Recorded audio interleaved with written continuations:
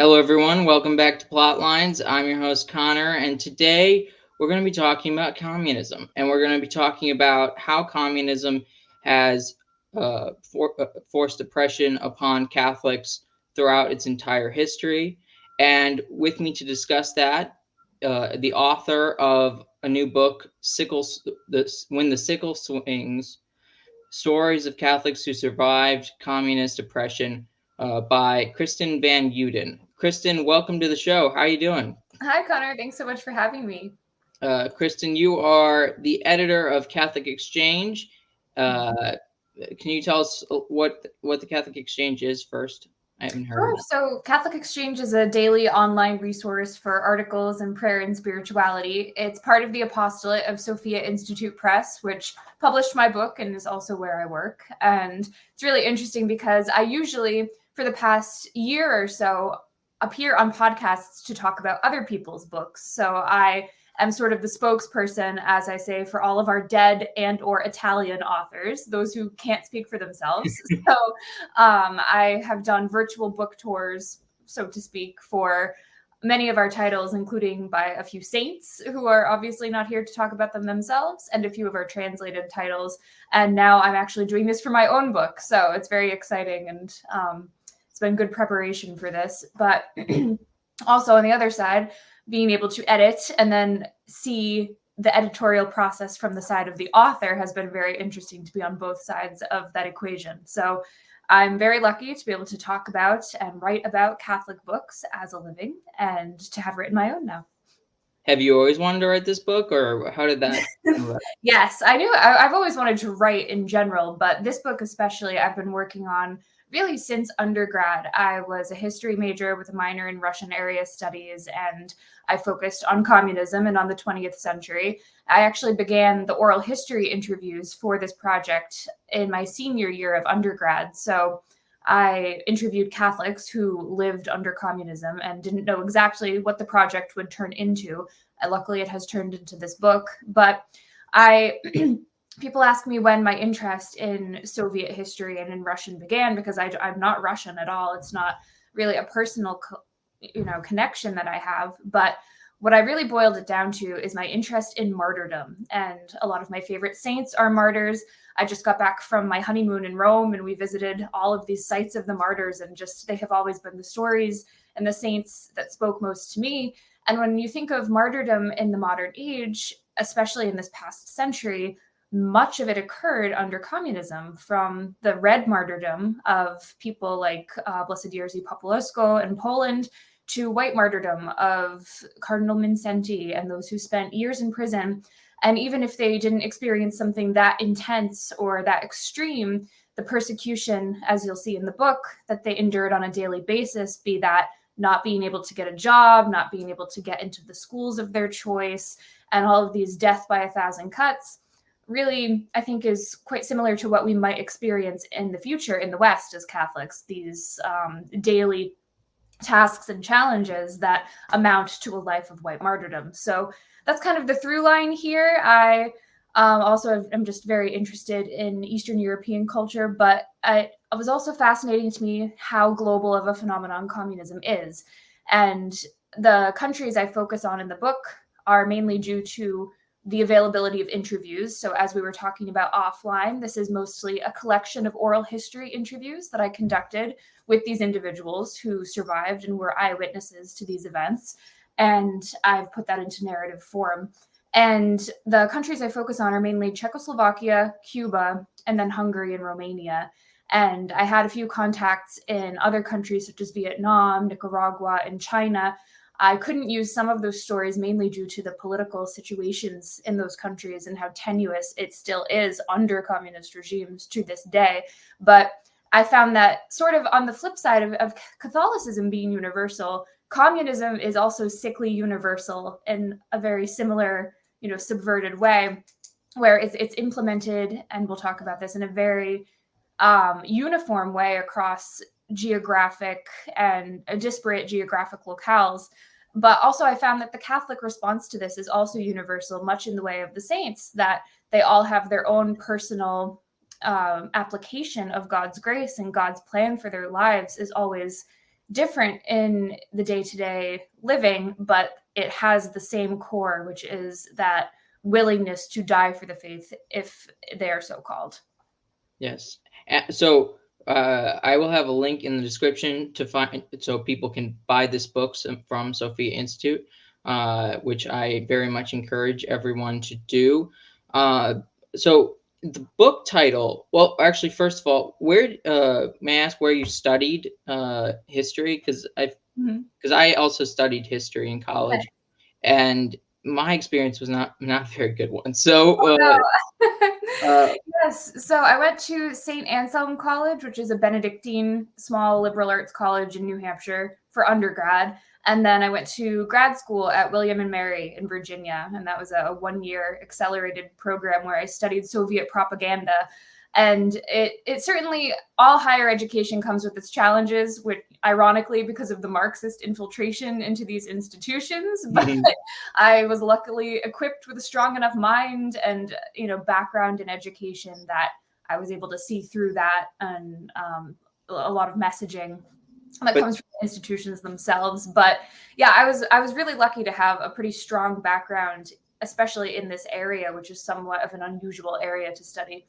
So even your experience was sort of had that Marxist propaganda within it. There's always a little bit of that, even at the Catholic schools. Sadly, there's sometimes that messaging comes through, and of course, I went to Catholic school my whole life, but I remember, especially in high school, people would treat it almost as a prep school because the level of rigorous education was so good that many atheists or just secular-minded people would go there for the education, but dilute the moral fiber or the actual supernatural teachings. So I was kind of an odd duck being an actual Catholic at my high school. Being an actual Catholic at Catholic schools. Yes, yeah. 1 in a million. But yeah, no. So and that's so interesting. Your title, The Sickle Swings, I find is really an awesome title. How did that come about? How did you come up with that title? Yeah, so this title, luckily, it came from sort of a brainstorming session at work. I think my boss came up with the exact one, actually, but it comes from Joel 3:13, the scripture verse that reads, "Swing the sickle, for the harvest is ripe." And I've always sort of contemplated this ironic symbology of communism, because the hammer and the sickle, purportedly in communist ideology, represent the two proletarian sects. So the sickle is the agrarian proletariat, so the former serfs, the farm laborers, the workers of the field.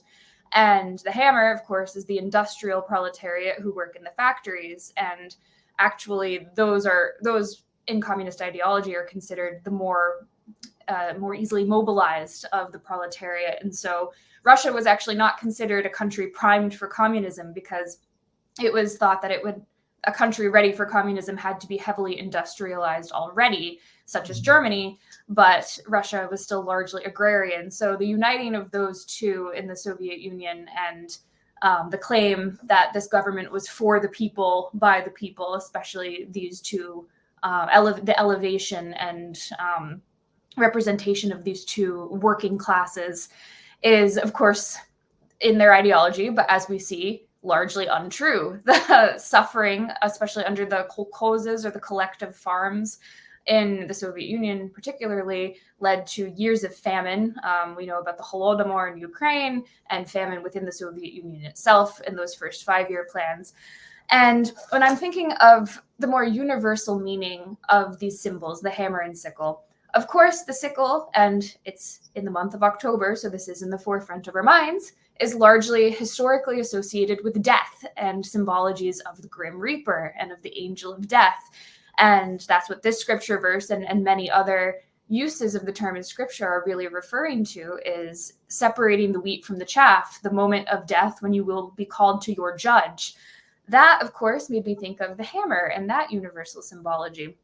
The hammer ultimately makes me think of justice, the hammer of justice, and how the communist system always purported to be just and to be against the imperialism of the West, especially. But in so doing, was subverting the true judge, which is God himself, the only judge that really matters. And so when the angel of death slices each of us down with the sickle to be brought before the hammer of the judge of God is the ultimate moment. And I believe that the strong Catholics that I interviewed, and many millions like them who suffered under communism, stayed true to the faith and truly embodied the principles of these two symbols, whereas the communist systems offered this ersatz, depraved, just facsimile of what these symbols truly mean. They tried to assign to them a worldly meaning, whereas the meaning truly is eternal.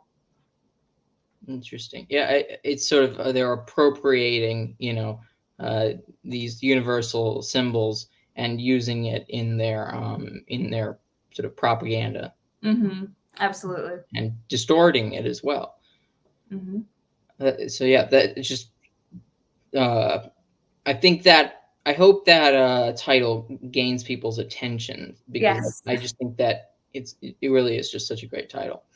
I know, it's really snappy. I'm so happy to have that, because it creates such an image in your mind. And communist propaganda, it is very striking. Like, even their national anthem, it's very catchy. It's something that draws you in and arouses feelings, which is what it's designed to do. And so when you think of the socialist realist use of the sickle and all of the propaganda posters, and I especially love in that genre, there are many proletarian books that are just extremely boring. Like, one is called When This or How the Steel Was Tempered.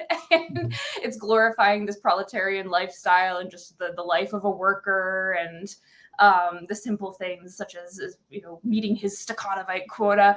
But I like how also the title kind of sounds like it could be a socialist realist title, but then you open the book and of course it's nothing like that. It's a stab to the heart of the project. Indeed. So we get to this the sort of blueprint of oppression that takes place in communist countries. The first one is the outlawing the public worship of the church. So could you talk a little bit about that? Sure. So in every communist country, the program follows a very similar trajectory, and the church is considered an enemy of the people, not only because of the religious element, but especially because the Catholic Church in particular has this geopolitical, if you will, element to it as well, because the Vatican is its own country, the Pope is his own sovereign head of state. So often the propaganda that you'll see wielded against Catholics is that they're an agent of the Vatican, that they're serving a foreign Western power. So this double-edged sword reasons that communist leaders dislike Catholics. And so the public worship of the church includes not only the sacraments, going to mass, but also things like processions and public celebrations of holidays. So famously in the Leninist period, Christmas was all but outlawed in the Soviet Union, which is why to this day, New Year's is still the big holiday in Russia. So they'll decorate a New Year's tree with a red star at the top rather than a Christmas tree, and have, I believe, their version of Santa Claus comes on New Year's. And so appropriating the Catholic holidays to a state calendar. It's really fascinating. I don't go into this too much, but communism often, especially in the Soviet Union, developed its own religious trappings. So their own calendar with almost religious holidays honoring the state, such as the Victory Day, for example, of victory in World War II, and International Women's Day is actually a communist holiday invented in the Soviet Union. And a really interesting book that I reference in my book is called Keeping Faith with the Party by Nancy Adler, a scholar of Gulag survivors, who actually, many of these people were condemned by the party for crimes that they didn't commit, just some sort of show trial, but they would internalize that and feel that if the state condemned them for something, they must have done something wrong and sinned. And so there's this language of sin and redemption that is taken out of its proper religious context and placed upon the state. And so the church was seen obviously as competition for that, which I believe is one of the reasons that it's just very clear when you study these periods that communism is not merely the social, economic, and political project that we think of it as, but it is truly this religious and, of course, subverted and demonic project. So the outline of public worship was obviously one of the first hurdles that all of these people had to face. I speak to people in Czechoslovakia, for example, who would have to go underground to go to Mass. They would have to work within their secret networks to determine when Mass would be happening, where it would be.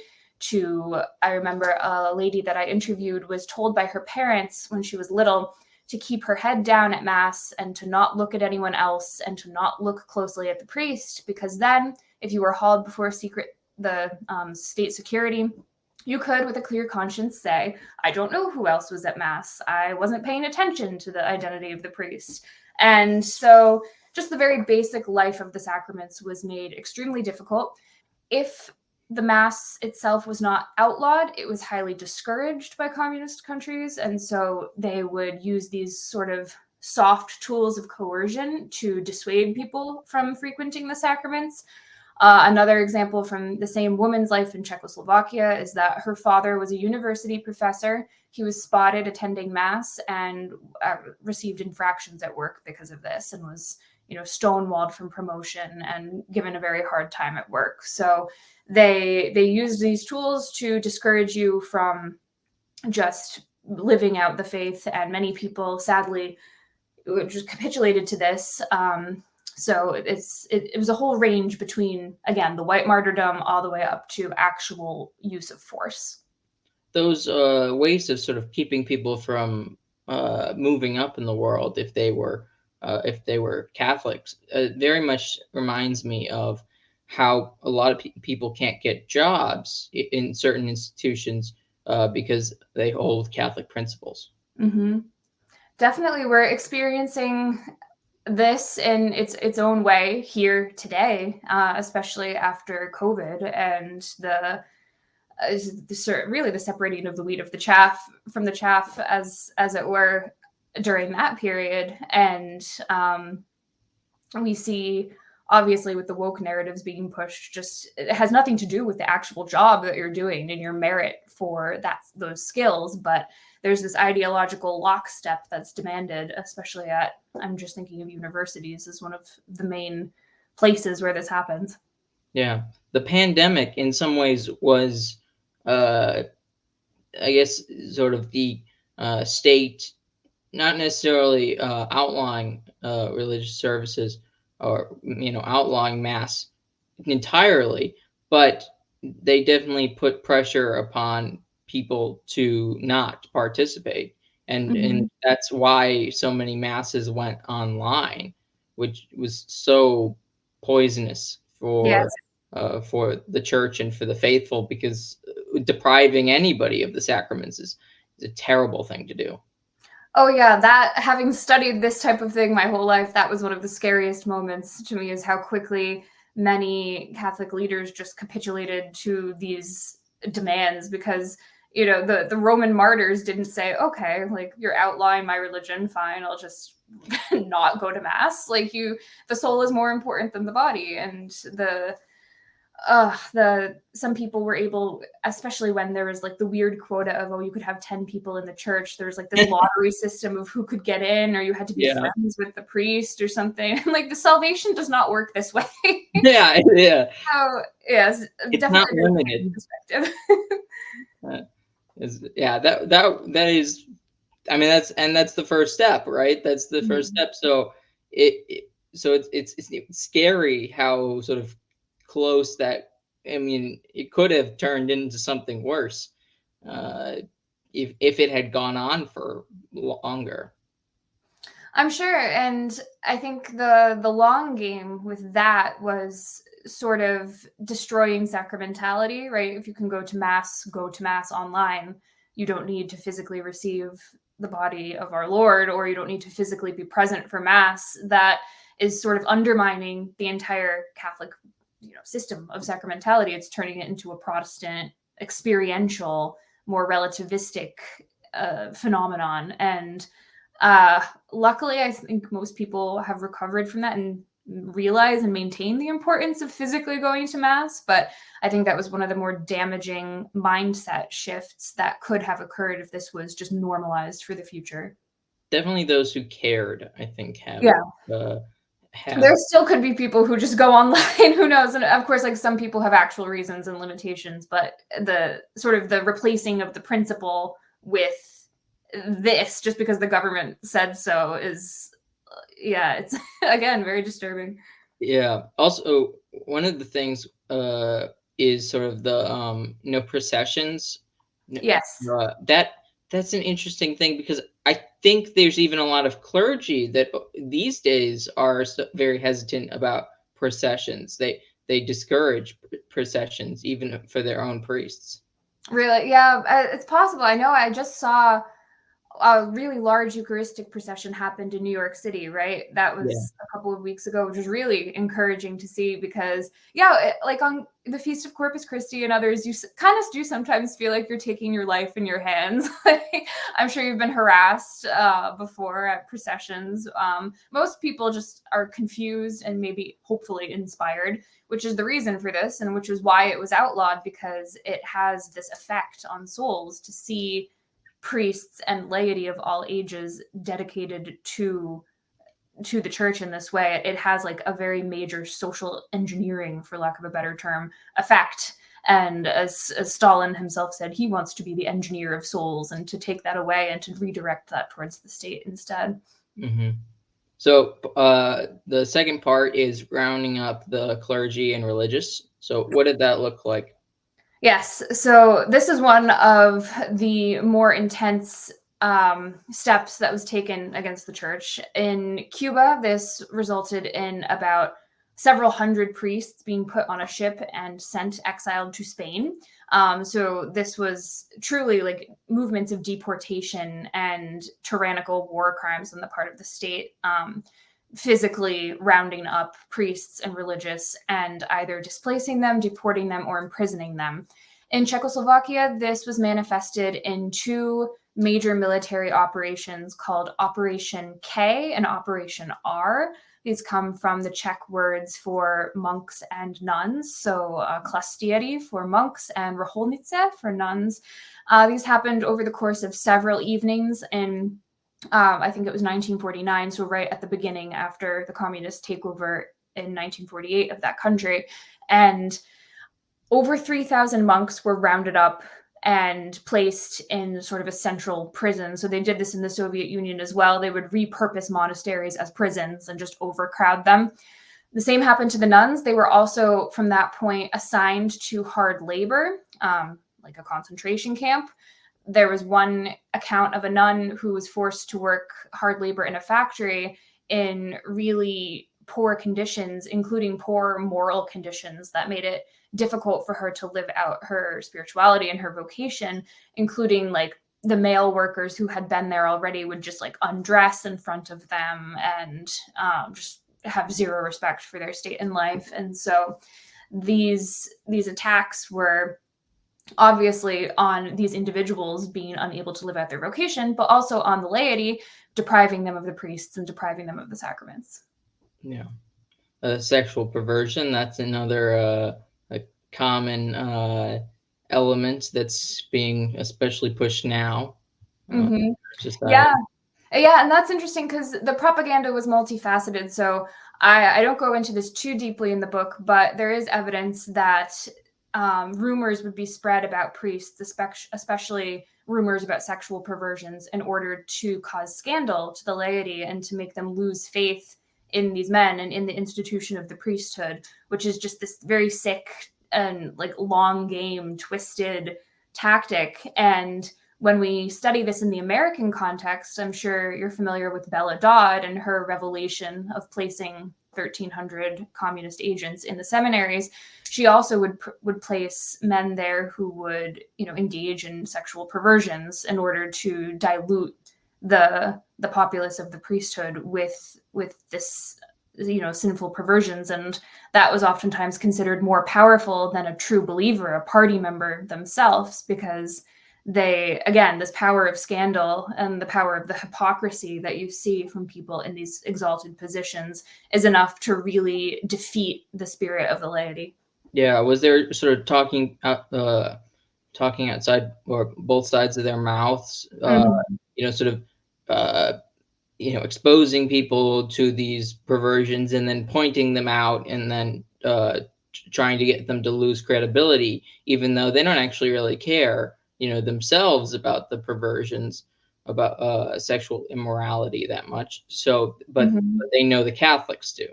Yes, exactly. And this is a common communist tactic that we see in all sorts of propaganda. So, one example is the Soviet Union's use of the fact that the United States had a history of slavery and racism. They would point out, they would really utilize the movements of the 1960s and point out racial inequality in the West, while claiming to be this land of, brotherhood amongst all. There's no such thing as race, and at the same time deporting entire ethnic groups like the Chechens were deported from their ancestral lands all the way to Kyrgyzstan. So this, again, they don't actually care about these principles. It's more so, how can we weave a narrative that makes our enemies look bad while doing the same things ourselves but making it look good.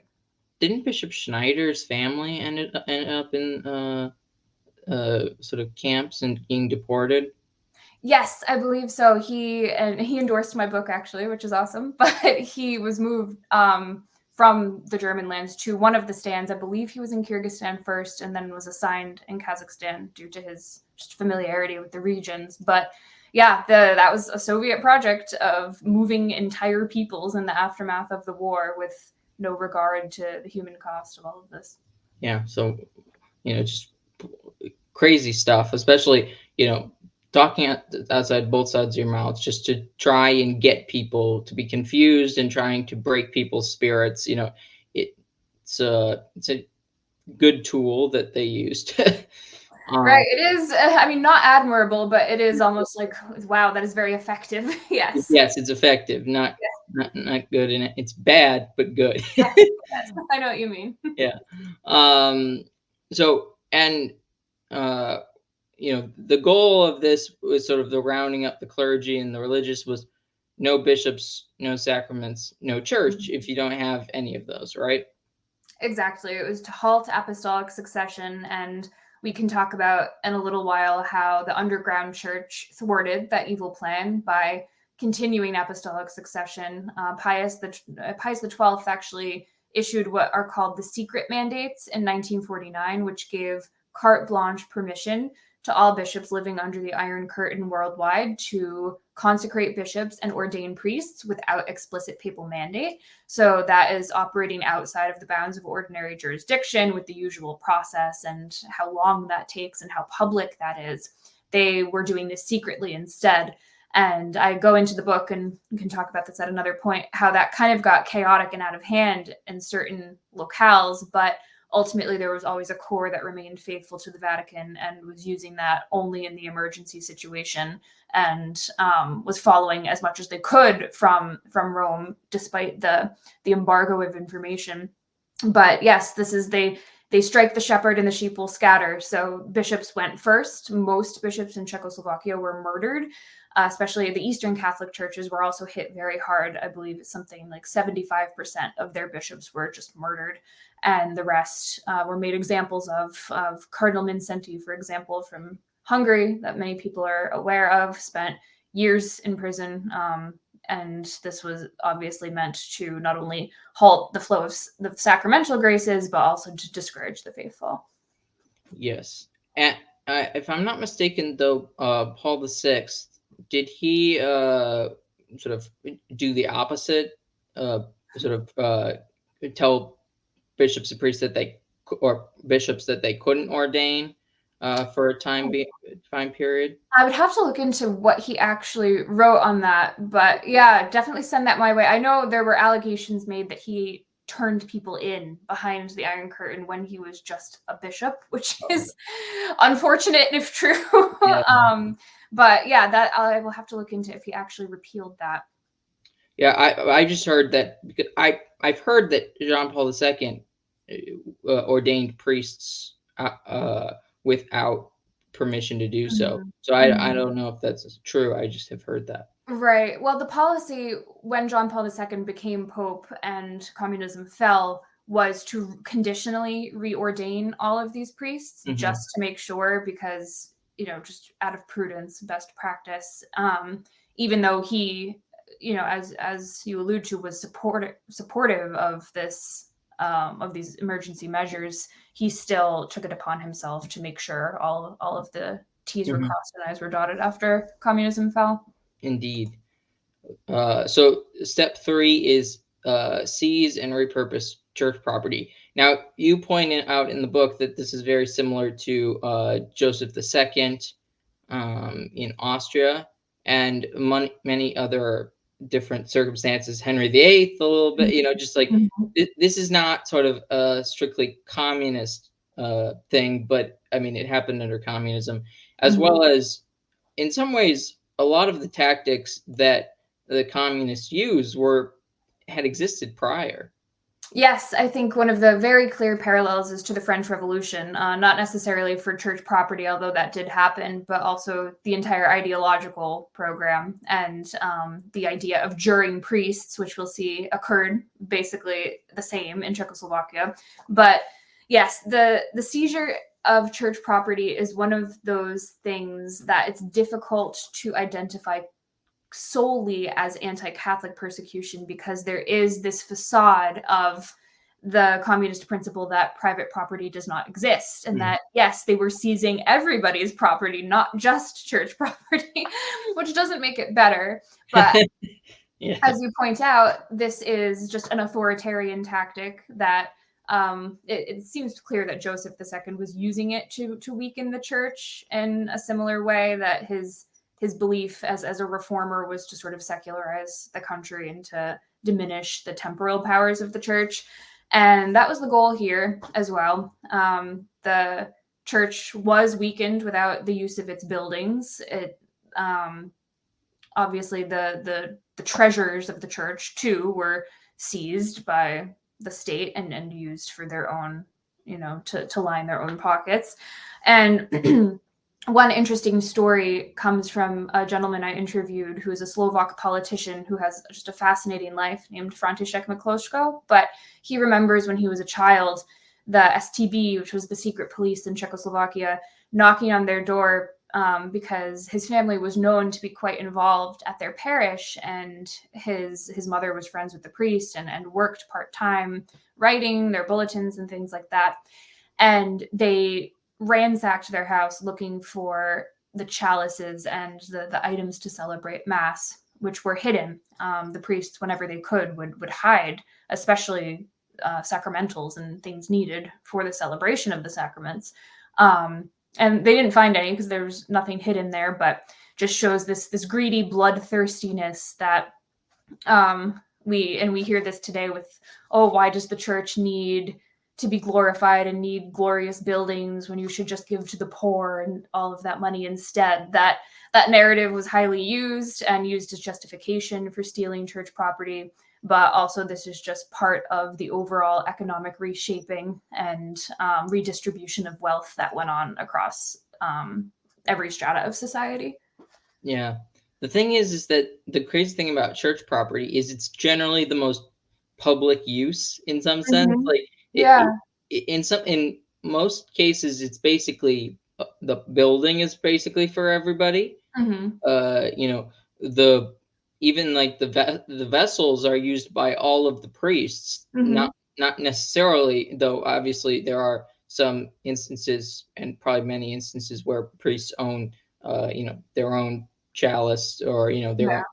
their own you know necessities, but there are also a lot of the stuff that's at churches is for any priest who comes to say mass there. Mm-hmm. And then in some sense that's also used for all of the laity. Generally speaking, there's not most masses are anyone can come into. So Mm-hmm.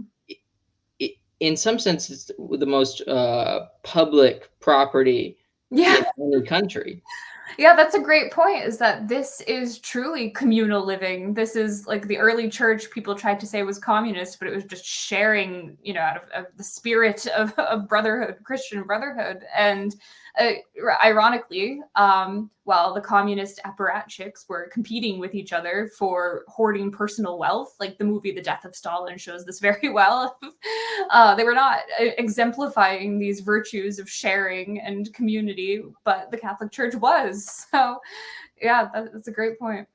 They certainly, I mean, the sort of the jealousy, the envy, the desire for all of the all of the church buildings and stuff like that just shows sort of what they desired and what they wanted was so perverse because like what did they do with it, like Right.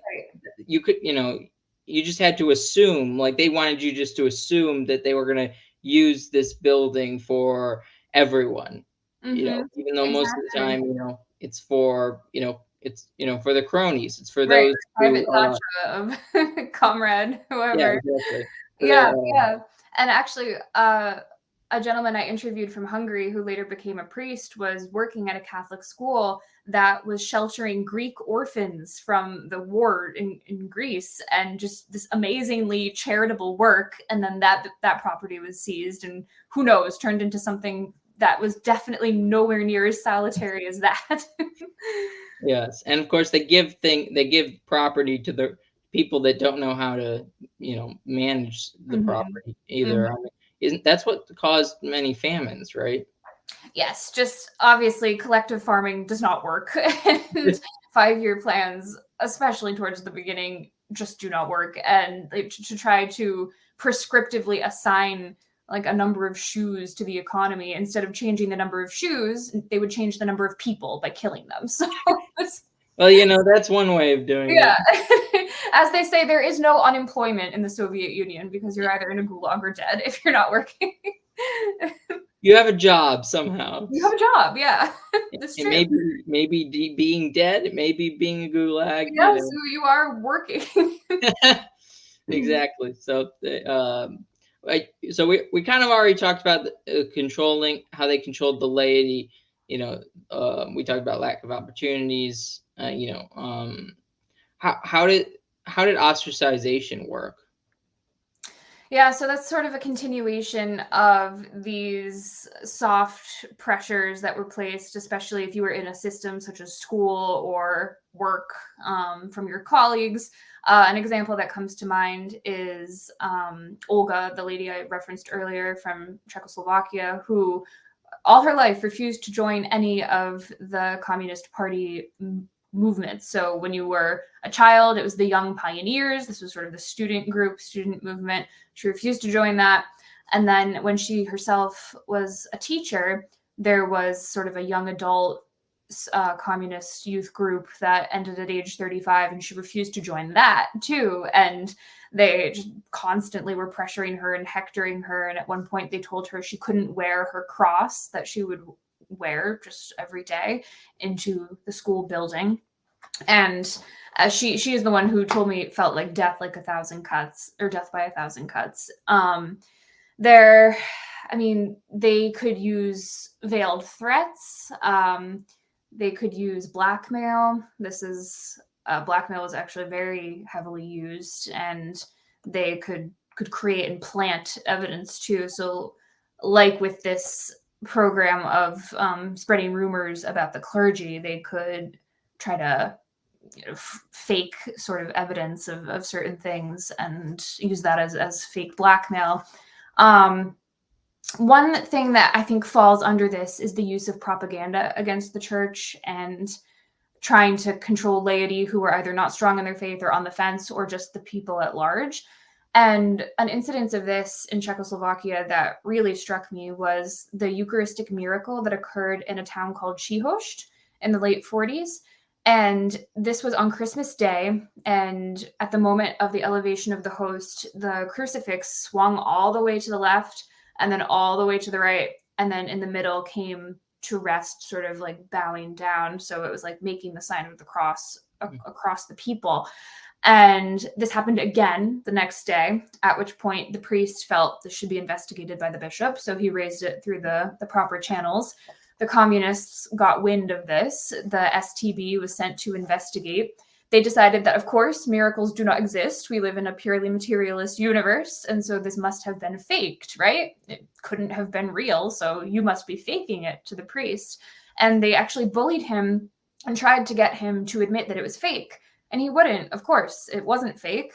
Even if it wasn't a real miracle, even if it was just some sort of natural occurrence, he was not going to lie and tell them something he had not done and, scandalize the faithful by doing that.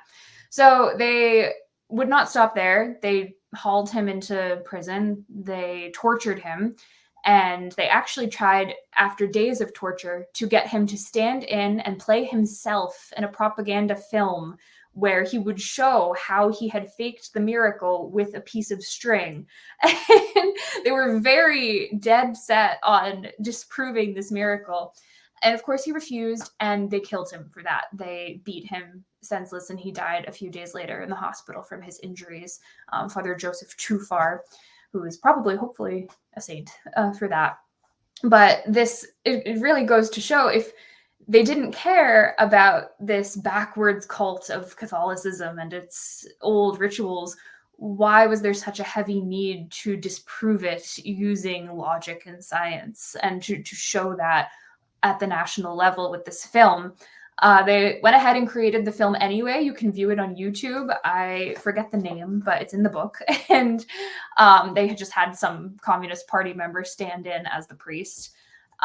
But this seems just like an awful lot of effort for something that they consider to be an unworthy enemy. Yeah, it's interesting that they went with film. I just think that's an interesting tool that they tried to use. Yeah, right. Of course, propaganda existed in every possible medium, but yes, since film was at that point, this was the 40s, it was still such an emerging field. You can imagine, like, so much more effort had to go into this, and it was really a cutting edge way of trying to get their narrative out there. Yeah. So we talked also a little bit about infiltrating the church and the clergy as well. There's a lot of concern about infiltration even to this day. So how successful was communist infiltration? It was sadly pretty successful numbers wise. It was not as successful as it was in the Eastern Orthodox Church, which we can take encouragement from. František Mikloško points out how much worse it could have been had they infiltrated as much as they did with the Russian Orthodox. So, for example, the Patriarch Kirill, who's sort of Putin's right-hand man, is well known to be former KGB, and they got to the highest echelons of the bishops in the Russian Orthodox Church, and to the point where it's this national church. The other day, Kirill was saying that God provided the nuclear weapons to the Soviet Union and to Russia, and like the hand of God was in this, to the point where it's like you're clearly serving the wrong master here. You're subordinating to the state. The way that, they would take the same tactics though. So as in the Western context, as Belladad highlighted, they would send their men into the seminaries to start from the ground up. And they would also try to place friendly priests who were either out of weakness or out of ideological persuasion sympathetic to communism in positions of power. So priests who were willing to work with the Communist Party would be promoted to bishop, and those who weren't would be persecuted. This took on varying degrees of formality, and this is one of the really interesting differences I studied between Czechoslovakia and Cuba. Because in Czechoslovakia, there was what was known as the National Church, later called Pacem in Terris, which was sort of this fake, truly schismatic, when we think about it, national church, similar to the Anglican Church at the beginning, or the French Revolution's National Church. There's also a Polish. Yes, that one I think is, I'm not sure the origins of that, but I don't think it was communist, but it's schismatic, and like, sure, they all go to the old Catholics for some some reason. So I think they're tied to the old Catholics Sure. somehow. But yes, it's a little bit different. But the National Church was basically the communist arm of the Catholic Church, and sadly, about I think it was about 15% of the priests, no, 11% of priests in Czechoslovakia as a whole remained loyal to the state in this way, which is not a huge number, which is good. Many of them chose to stand up and to go into the underground church or face persecution rather than do this. But they would place incentives for the priests, obviously promotion for those who are ambitious, but also just not being harassed by the STB, not having your family harassed, and just being able to live your vocation, albeit with these strings attached. And they would subvert doctrine in this way. So obviously none of these priests were challenging the communist program. They would oftentimes just openly support it.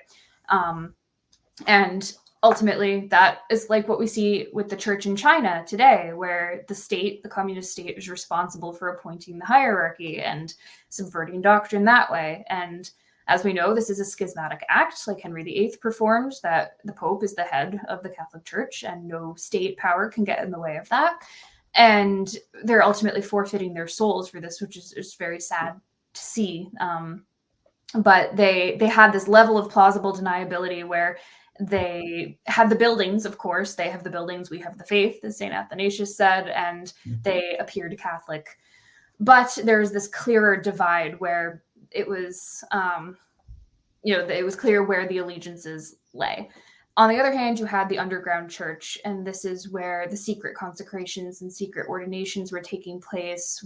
They were hunted down by the secret police. They were not allowed to exist in peace, and they had to oftentimes go about getting real jobs. So later, Cardinal Jan Chrysostom Koretz, who McCloskey that I interviewed worked with closely, was a secret bishop who was consecrated during this period. And he actually had to work in a factory. And he had this sort of normal secular life in order to keep cover and to make money, because he was not able to get the money from the church, because that was all appropriated, as we've discussed, by the Communist Party.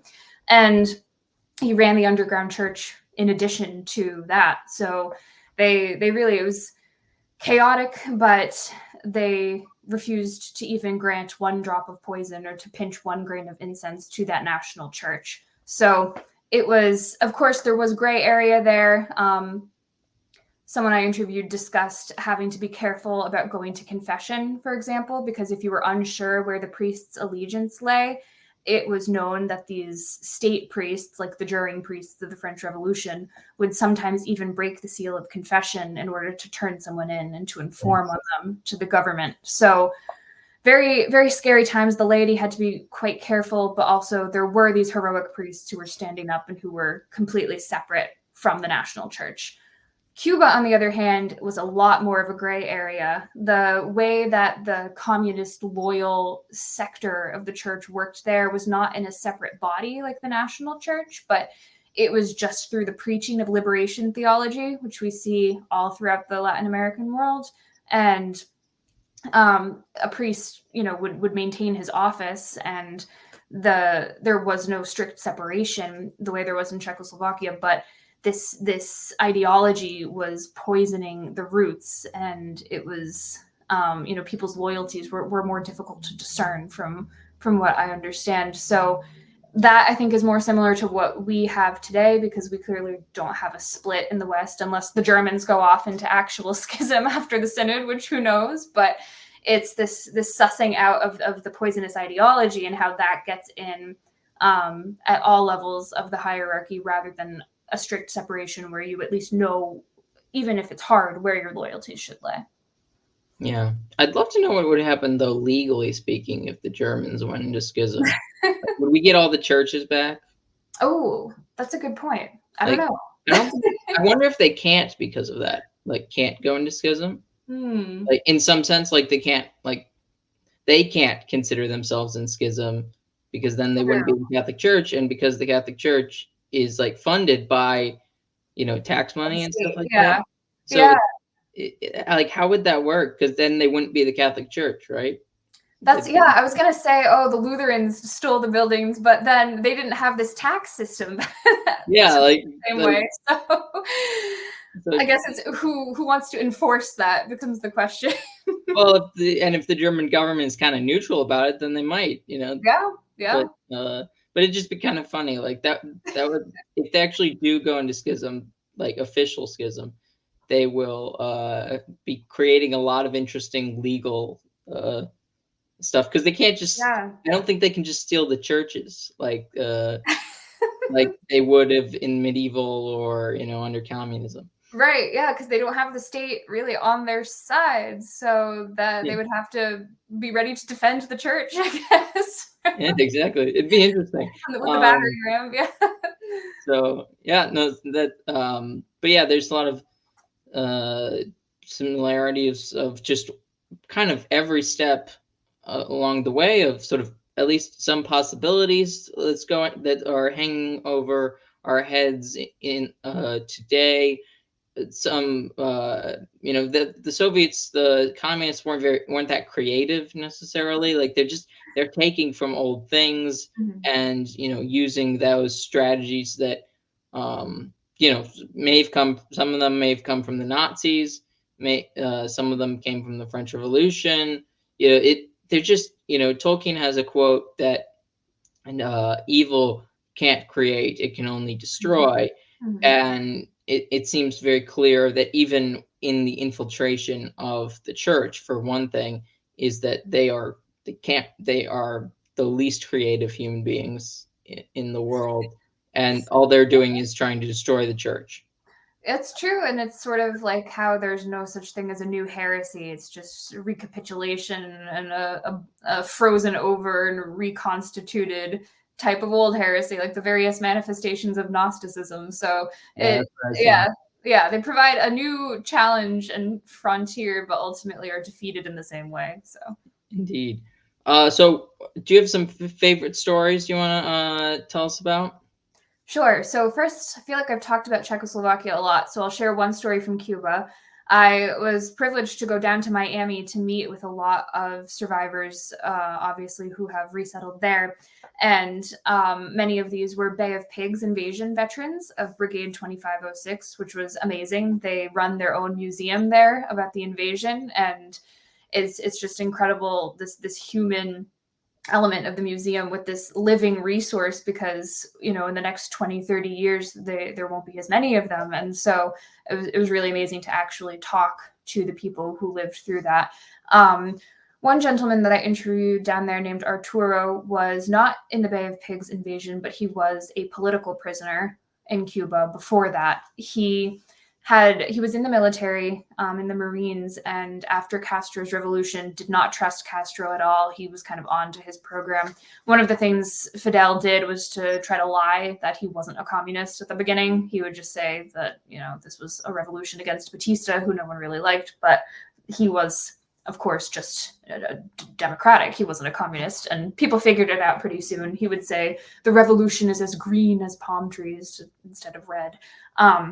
But Arturo was aware of this from the very beginning, so he started getting involved in counter-revolutionary actions.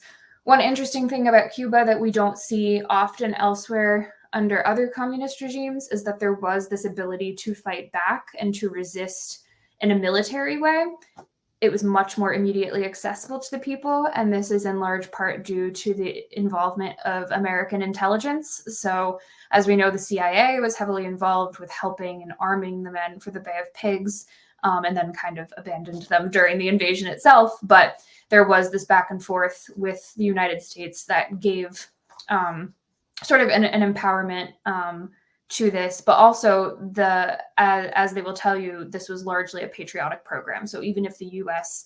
had not been involved, the resistance was there. And this is also when we take out the element of American intelligence, I found that it was largely due to the organization of Catholic action groups. So we've seen the word Catholic action kind of thrown about and used by the other side, used by communists and by liberals as kind of like an excuse for making the church more liberal or redistributing wealth, things like that. But truly Catholic action comes from pre-Vatican II popes, and especially in the 20th century, the exhortation to rebuild the world, as Pius X said, to, to reinstitute the world under Christ the King. Can't remember the exact quote, but these groups were very active at Cuban high schools. So there were two there's Belen Jesuit, which Castro actually went to, and then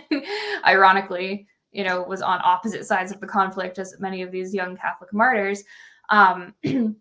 And then La Salle, another high school, which was the Christian Brothers. And the members of these groups formed the MRR, which was a counter-revolutionary force that really had significant military effect against the communists. They were fighting guerrilla warfare in the mountains, were getting aid from the US, and they ultimately were captured, many of these individuals.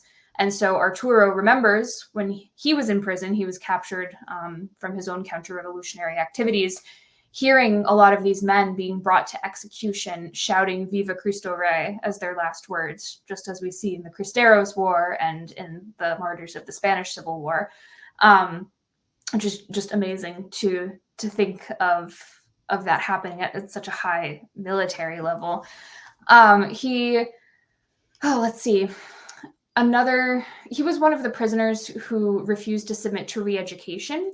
So this was a part of his story that was very inspiring to me, is that all of the political prisoners would be given these many opportunities to kind of recant or to surrender, and they would go through re-education, which is just brainwashing, and kind of have to give up their beliefs and then be released back into society or have better conditions within the prison or something like that.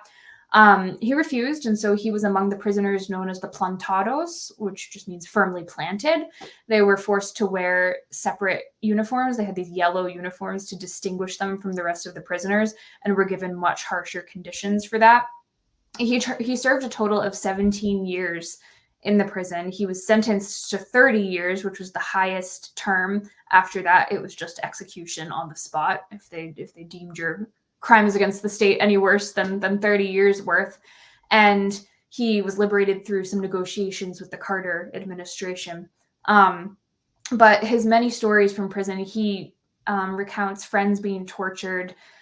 He was also in prison during the time where this re-education was used also as a means to induce apostasy. So he did not tell me this story, but another gentleman from Cuba told me about this sick tactic that the guards would take, which we also see in the Spanish Civil War, where they would tell a Catholic, just renounce the faith, it's no big deal. You can go to confession after you get out. We'll let you free as soon as you do this. No problem. And of course, we know this is a trap. It's like the grain of incense that they would ask the Roman martyrs to pinch, or the Japanese martyrs, just step on the icon. It's no big deal. You can go to confession. Sadly, some people were so beaten down after, years of starvation and torture that they took them at their word, and they recanted and decided they would go to confession after. And then the guards would shoot them immediately and gloat and say, "You're going to hell now." How wonderful. Yeah. They're such nice people. Yeah, exactly. Such trustworthy people. But it's just that story really drove home that this is a demonic ideology and project, that they wouldn't say that unless they believed either it was true or they just had this sick hatred of the soul in the state of grace. Because why would they rob, if they're going to kill them anyway, why would they rob the person that way? And of course, only God can judge the individuals who were in that situation, because they were clearly not in the right frame of mind. But it just shows this obsession with damnation and the state of the soul, that if this was purely a materialistic ideology, it wouldn't really be there. So yeah, and they didn't really care if they don't believe in God. So they think it's a backwards cult. So therefore, why would getting them to renounce their faith, then killing them, if they're going to kill them anyways, what does it matter, right? Right, exactly. Yeah, other than just the cruelty. So Yeah. yeah, ultimately Arturo's story is happy. He is freed and then is able to make a life for himself in the United States and tell his story in this way. But I had not heard of the Plantados before, and so that was incredibly inspiring to me. And then also I remember at the Bay of Pigs Museum, they have a lot of relics from the prison. So they had rosaries that were carved by the men in prison during their time there. And it reminded me of the Sacred Heart that was carved in the cells in Auschwitz, and how even in these situations, prayer, the sacraments, and offering up your sufferings was still close to the hearts of all of these people. Yeah. What was it like interviewing these people? It must have been pretty amazing. Yeah, it was. It was great. It was a combination of in person, some over Zoom, some written Q&A if there was more of a language barrier too. But I always find a lot of people who lived through these things would say, "Oh, you don't want to hear my story. It's boring." And then they would go on to tell me, "And then my CIA agent told me not to go to the Bay of Pigs." I was like, "Wait, boring? What do you mean?" So, Yeah. people's life stories really, and everybody has this, you just kind of tend to think that this is normal and this is just, oh, everybody, that happened to everybody. And so they're very humble, and they ultimately just want to expose communism and share this message of remaining true to the faith. And something I forgot to mention from Arturo's story is the secret masses that would occur in the prison, where they would pray, even if there were no priest available, they would pray the prayers of the mass every Sunday in order to just keep their Sunday obligations. So talking to them, it's like talking to living saints often. Like, they just have this strong, they really want to just encourage people to live the faith. That's the message that they want to take away. But also it's just amazing because I study the 20th century, and a lot of the primary sources are these living stories and things that weren't necessarily written down in ways that other eras have. And so we're really lucky to be able to have those sources available, but also the clock is ticking because the Soviet Union's been fallen for 30 years now, and a lot of these stories from the early 1940s, these are the last few years we'll be able to collect these and hear these inspiring stories before they're lost in the sands of time. So it's definitely a privilege. And also I just think of all the millions of other stories that I just want to hear that I don't know if anyone has one. I would love to write a sequel. So Indeed, yeah, that would be really cool. A sequel. Are you going to be looking into sort of other countries in the future? I hope so. Yeah, I really wanted to interview someone from Poland, and I have lots of Polish friends, but nobody materialized. So I just figured God sent me the people whose stories need to be told at this particular time. I also have I have a contact who knows a lot of people who survived communism in Albania. So that is somewhat of a new frontier to me. I haven't studied it as in depth, but I would love to learn more about that. And then really just any communist country. I'd love to do more in Romania. I wrote my undergrad thesis on Romania, and I actually didn't have anyone from either Ukraine or Russia proper. And that was really the main focus of most of my academic work. So I would love to actually hone in on what happened in the bounds of the actual Soviet Union. Indeed. Awesome. Okay. Well, Kristen, thank you for coming on the show. It was a pleasure talking to you. Everyone, please go to Sophia Institute Press, check out this book, learn more stories about those who survived communism, and use that information to inform your way of thinking and the decisions you make going forward, because things could easily become much bleaker very, very quickly, and you never know when that's going to start. So anything to say before we go? No, that's it. It will be published on November 21st. Here's what it looks like. I don't even have my copy yet, but less than a month to go. Okay, awesome. Well, thank you, everyone, and please like, share, comment, and subscribe, and God bless.